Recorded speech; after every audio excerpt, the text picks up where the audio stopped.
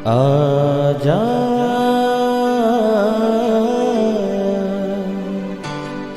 प्रभु यीशु के दर आजा, जीवन मिलेगा तुझे। आजा आजा प्रभु यीशु के दर आजा, जीवन मिलेगा तुझे। आजा आजा आजा आजा।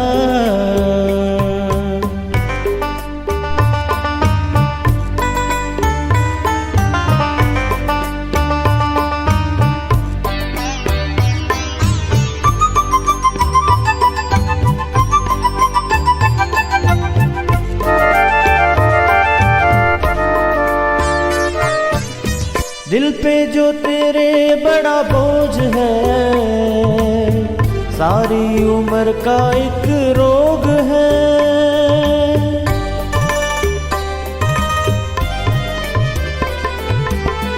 दिल पे जो तेरे बड़ा बोझ है, सारी उम्र का एक रोग है।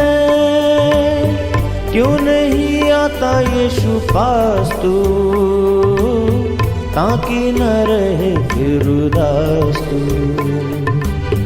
क्यों नहीं आता यीशु पास तू,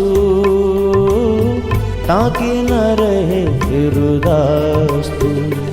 आजा प्रभु यीशु के दर आजा, जीवन मिलेगा तुझे। आजा आजा आजा आजा। Praise the Lord everyone. मैं pastor Kulbhushan Johar, Asian Church of Christ Vancouver BC से प्रोग्राम नई ज़िंदगी की ओर में आप सबका बहुत बहुत स्वागत करता हूं। मैं उम्मीद करता हूं आप सब लोग अच्छे होंगे, तंदुरुस्त होंगे और परमेश्वर के कलाम में बढ़ रहे होंगे। तो आइए हर बार की तरह परमेश्वर के कलाम में से सीखने से पहले, वचन को पढ़ने से पहले, आइए हम अपने सरों को झुकाएंगे, अपनी आंखों को बंद करेंगे। आइए हम दुआ करेंगे। सर्वशक्तिमान परमेश्वर यीशु मसीह नासरी, हम आपका धन्यवाद करते हैं। आप अच्छे सच्चे जीवित परमेश्वर हैं, आप दया करने वाले हैं, आप प्रार्थनाओं को सुनते हैं। आज तक आपने कभी ऐसा नहीं हुआ हमारी दुआ को न सुना हो। खुदावंद धन्यवाद करते हैं जब आज आपके वचन खुलने जा रहे हैं, जब आज आपके वचनों में से हम सीखने और सिखाने जा रहे हैं। ये वचन हर एक की ज़िंदगी को नई ज़िंदगी के साथ जोड़ दे। कोई भी अंधकार की शक्ति खुदावंद इनकी ज़िंदगी से इन वचनों के फ्रूट को चुरा ना सके। यीशु मसीह के सामर्थी नाम से हम मांगते हैं, आमीन आमीन हालेलुया। मैं स्वागत करता हूं प्रभु यीशु मसीह की हजूरी में आप सबका। आज के जो कलाम को हम देखेंगे, आज विशेष तौर पर मैं आपसे बात करने वाला हूं। आज का वचन सिर्फ एक टीचिंग या एक वचन नहीं है। आज जो परमेश्वर ने मेरे मन में डाला बात करने के लिए, आज मैं आप सब के लिए आज हीलिंग और डिलीवरेंस के लिए मैं दुआ करूंगा। आज मैं प्रार्थना करूंगा, जितने लोग बीमार हैं, जितने लोग डिलीवरेंस चाहते हैं अपनी ज़िंदगी में, आप अपने सब कामों को छोड़ के आज आप इन वचनों को सुनेंगे और मैं आपके लिए प्रार्थना करूंगा। मैं आपके लिए प्रार्थना अभी भी कर सकता हूं वचन को सुनाने से पहले, पर मैं ये चाहता हूँ कि जब आपके लिए दुआ हो, जब आपके लिए प्रार्थना हो, तो आपको पता हो कि वचन क्या कहता है, कैसे आप डिलीवर होंगे, कैसे आप हील होंगे। इन वचनों को आपको ध्यान से सुनना है, मेडिटेट करना है इनके ऊपर, ताकि जब आपके लिए प्रार्थना हो, ये वचन आपकी ज़िंदगी में काम कर सकें। बाइबल कहती है ये जीवित वचन है। परमेश्वर ने अपने श्वास को फूंका इन वचनों के ऊपर। जितने आप जीवित हैं, जितना मैं जीवित हूँ, उसी तरह से ये वचन भी जीवित हैं। हालेलुया। तो आज का दिन, आज की ये मीटिंग, आज का ये वचन, ये प्रोग्राम आपको याद रहने वाला है, क्योंकि आज आप अपनी ट्रबल से छूटने वाले हैं। हालेलुया। सो सब कामों को छोड़ के आज आपको परमेश्वर के कलाम को मेडिटेट करना है। हम लोग देखेंगे परमेश्वर के कलाम में से यिर्मयाह नबी की किताब, उसका 17 अध्याय और उसकी 12 आयत से मैं आपके लिए पढ़ूंगा। यहाँ पे लिखा है, हमारा पवित्र आराधनालय आदि से ऊंचे स्थान पर रखे हुए एक तेजोमय सिंहासन के समान है। हे यहोवा, हे इज़राइल के आधार, जितने तुझे छोड़ देते हैं सब लज्जित होंगे। जो तुझसे भटक जाते हैं उनके नाम भूमि पर ही लिखे जाएंगे, क्योंकि उन्होंने बहते जल के सोते यहोवा को त्याग दिया है। हे यहोवा, मुझे चंगा कर, तब मैं चंगा हो जाऊंगा। मुझे बचा, तब मैं बच जाऊंगा, क्योंकि मैं तेरी ही स्तुति करता रहूंगा। हालेलुया। मेरे प्रियो, बाइबल बताती है इंसान का ट्रबल में रहने का कारण क्या है। क्या वजह है कि इंसान बीमारियों में, ट्रबल में, प्रॉब्लम में जाता है? क्योंकि वो परमेश्वर से दूर हो जाता है, क्योंकि वो परमेश्वर को अपनी लाइफ से अलग करके पाप को अपनी लाइफ में वेलकम करता है।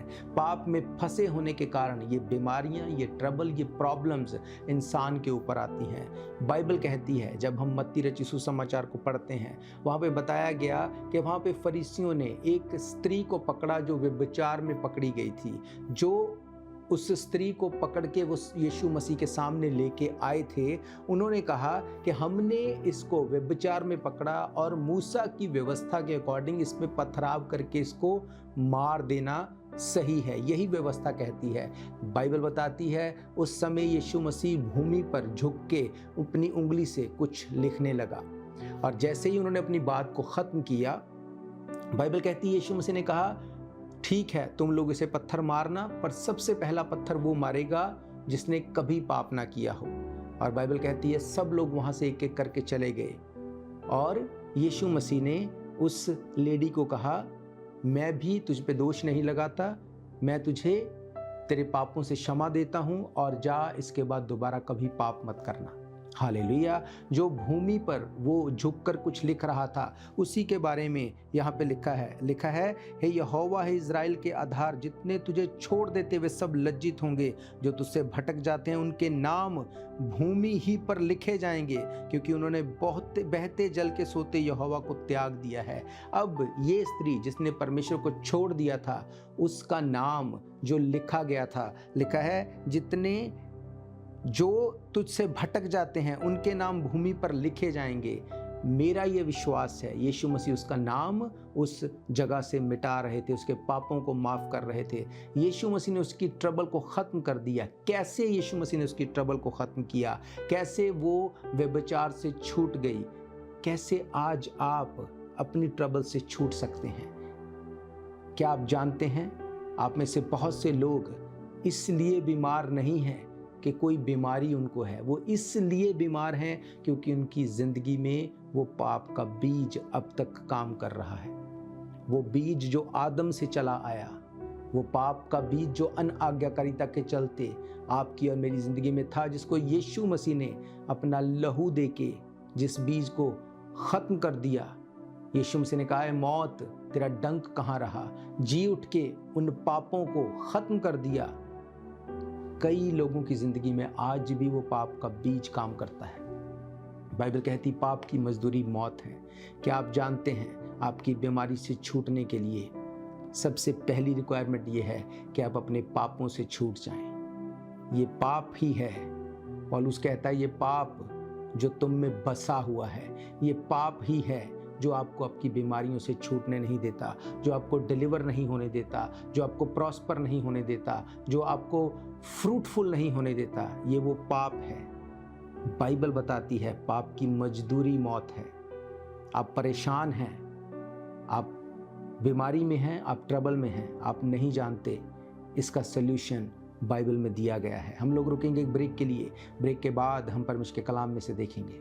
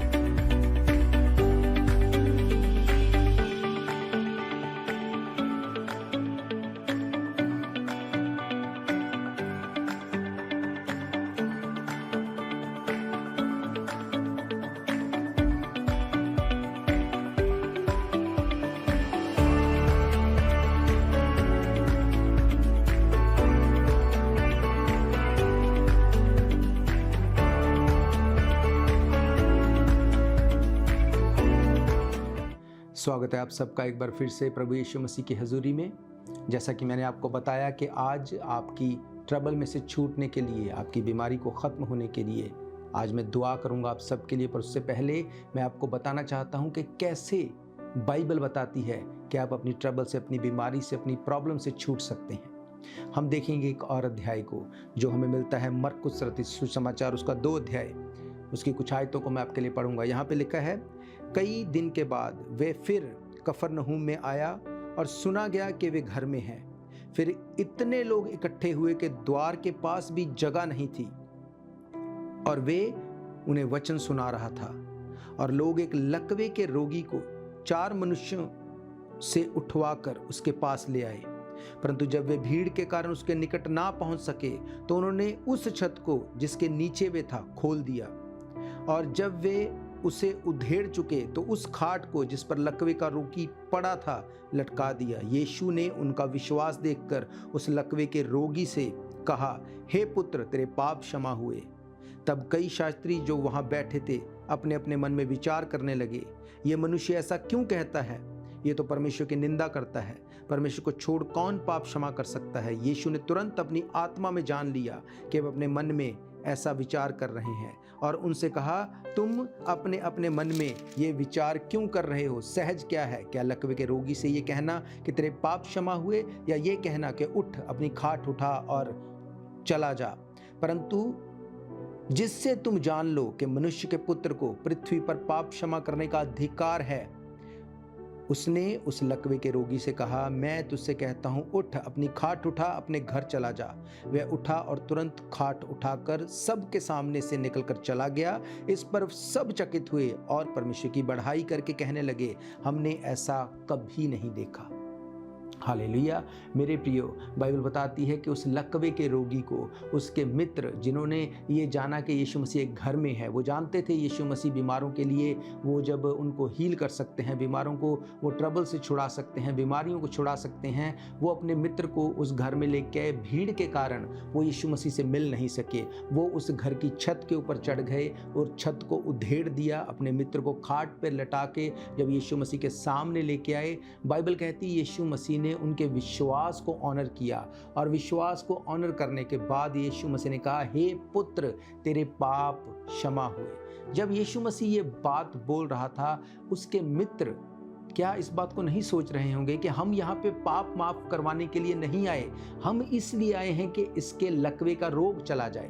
वो शायद यीशु मसीह को बोलते होंगे, हे गुरु, हे यीशु मसीह, हे परमेश्वर, शायद तुझे गलती लग गई, हम पाप क्षमा करवाने नहीं आए, हम इसको हील करवाने के लिए लेके आए हैं। यीशु मसीह ने उससे कहा, हे पुत्र, तेरे पाप क्षमा हो गए। ऐसा क्यों कहा यीशु मसीह ने? क्योंकि बाइबल कहती है कि हर एक ट्रबल की जड़ जो है वो पाप है। इसीलिए बाइबल कहती है पाप की मजदूरी मौत है। मैंने आपको बताया, वो मौत फिजिकली हो सकती है, फाइनेंशियल हो सकती है, वो माइंड में कुछ भी ट्रबल हो सकती है, वो किसी भी तरह से हो सकती है, पर उसके पीछे जो कारण है वो है सिन, वो है पाप। यीशु मसीह ने कहा, मनुष्य के पुत्र को इस जमीन के ऊपर पाप माफ करने का अधिकार दिया गया है। हालेलुया। मेरे प्रियो, आप बीमार हैं, आप दवाइयाँ खा खा के आप थक चुके हैं, आप ट्रबल में हैं, आपने सब कुछ करके देख लिया, आप थक चुके हैं, बहुत कुछ अपनी लाइफ में आपने ट्राई करके देख लिया, पर कुछ भी सही नहीं हो रहा। मैं आपको बताना चाहता हूँ, बाइबल कहती है, यीशु मसीह ने उससे कहा, हे पुत्र, तेरे पाप माफ हुए।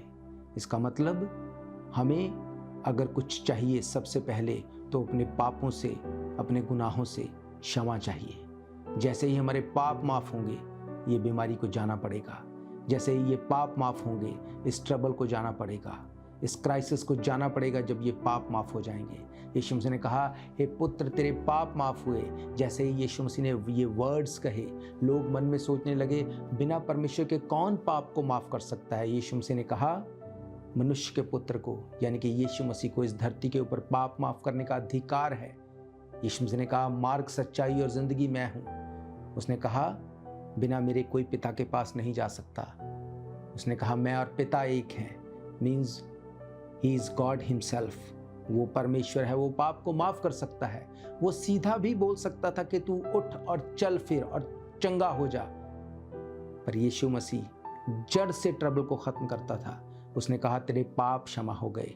आज आप प्रॉब्लम में हैं, उसके पीछे वजह पाप है, सिन है, जिनके बारे में मैंने आपको पहले भी बताया, जो आदम से चले आ रहे पाप, जिनको अब तक आप नहीं जानते। यीशु मसीह ने अपनी ज़िंदगी को दिया क्रूस के ऊपर। मैंने आपको बताया था यीशु मसीह ने क्रूस की मौत को क्यों लिया। बाइबल कहती है श्रापित है वो जो क्रूस के ऊपर लटकाया जाता है।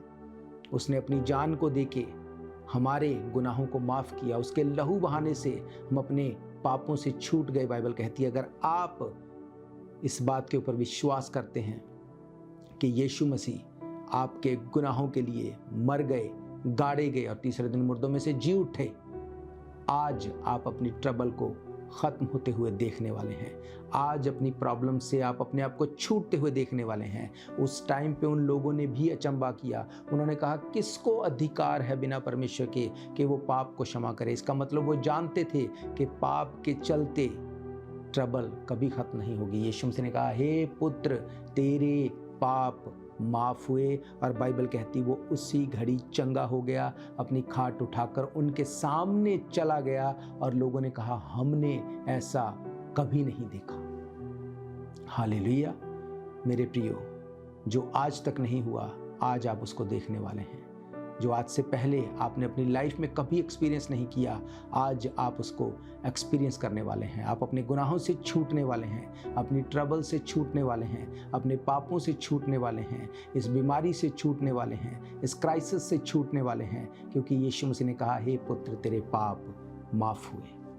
हालेलुया। हम रुकेंगे एक ब्रेक के लिए। ब्रेक के बाद मैं आप सबके लिए दुआ करूँगा। आप सब लोग तैयारी के साथ प्रार्थना को रिसीव करने के लिए बैठेंगे।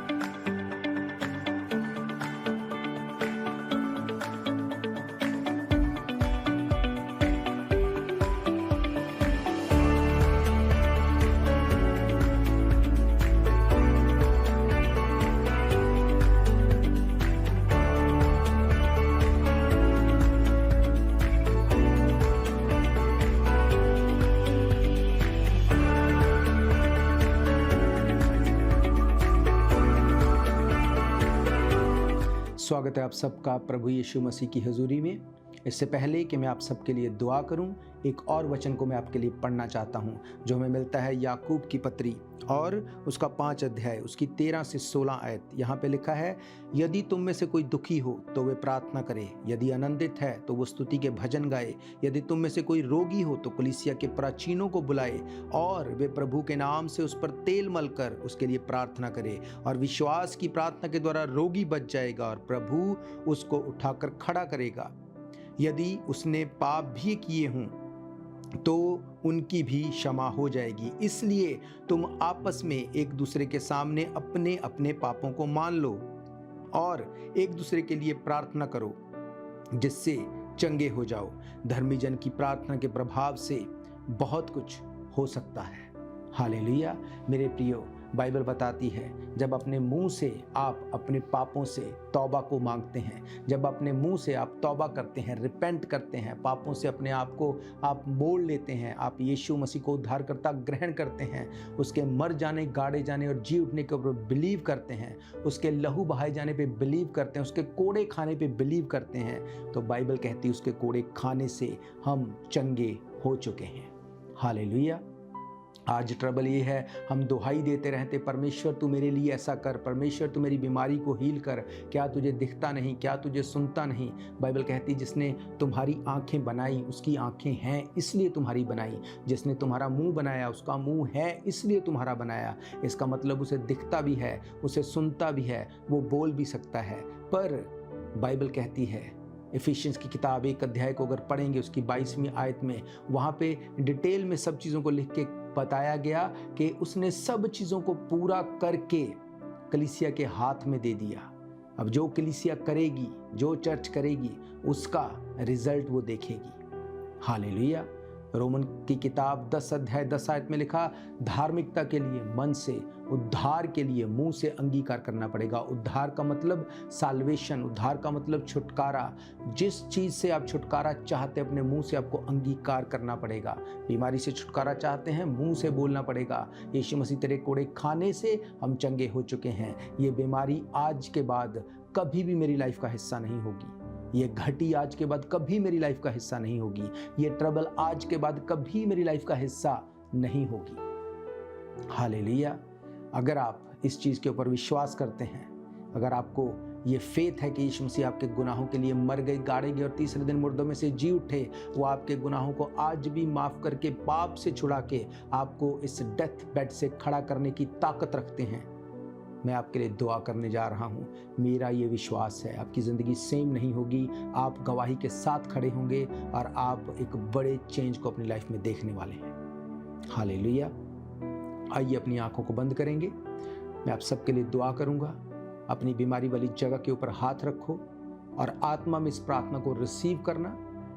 शक मत करना, बाइबल कहती है शक करने वाला परमेश्वर से कुछ भी नहीं ले सकता, वो समुद्र की लहरों की समान है। मेरे प्रियो, अपनी आंखों को बंद करो, मैं आपके लिए दुआ करने जा रहा हूँ। सर्वशक्तिमान परमेश्वर यीशु मसीह नासरी, मैं आपका धन्यवाद करता हूँ। आप अच्छे, सच्चे, जीवित, दया करने वाले परमेश्वर हैं। दुआओं को सुनते हैं, प्रार्थना का उत्तर देते हैं। बाइबल कहती है जितने लोग अपने मुंह को खोल के अपने अधर्म से क्षमा के लिए प्रार्थना करते हैं, आप उनकी प्रार्थना को सुनते हैं। बाइबल कहती है जो अपना मुंह खोल के मान लेगा कि हम पापी हैं, उसके पाप माफ किए जाएंगे। महान परमेश्वर, आज तेरे लोग जिनको ये वचन सुनाए गए हैं कि अगर तुम मुंह खोल के इस बात का अंगीकार करोगे कि हम पापी लोग हैं, हम अपने पापों से तौबा करते हैं, अपने गुनाहों से रिपेंट करते हैं। आज खुदावंद तेरे लोगों ने इस कलाम को सुना और अपने गुनाहों से तौबा करते हैं। जितने लोग अपने मुंह को खोल के इस बात को बोलते हैं कि हाँ परमेश्वर हम पापी लोग हैं, हम पे दया कर, हे दाऊद की संतान हम पर दया कर, हमारे गुनाहों को माफ कर, हम आपको अपना उद्धारकर्ता ग्रहण करते हैं, हमारे पापों को क्षमा कर, हमें अपने बेटे और बेटियां होने का अधिकार दे। खुदावंद मैं प्रार्थना करता हूँ इन सब के लिए, इनकी बीमारियां गिरें यीशु मसीह के नाम से, इनकी ट्रबल्स चली जाएं यीशु मसीह के नाम से, हर बीमार चंगा हो यीशु मसीह के नाम से, हर बीमारी को मैं श्रापित करता हूँ इन the name of Jesus Christ. खुदावंद मैं प्रार्थना करता हूँ हर पीठ के रोगी चंगे हो जाएं, हर शुगर के रोगी चंगे हो जाएं। खुदावंद हर मानसिकता के रोगी चंगे हो जाएं, जिनके ऊपर मेंटल अटैक होते हैं चंगे हो जाएं ऐसे लोग।